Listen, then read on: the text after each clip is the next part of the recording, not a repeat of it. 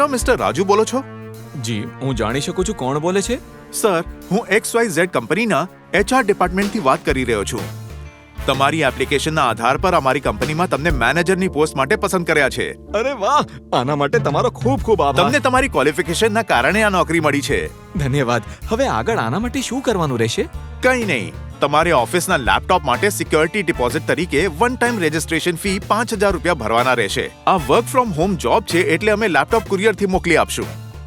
મેં security deposit મોકલી દીધી છે. પ્લીઝ ચેક કરી લો. Thank you sir. તમારા એડ્રેસ પર હું 3-4 દિવસમાં જોઈનિંગ લેટર અને લેપટોપ મોકલી આપીશ. પેમેન્ટ કર્યાને 1 અઠવાડિયું થઈ ગયું. લાવ ફોન કરીને પૂછી લઉં. અરે નહીં, હું તો છેતરાઈ ગયો.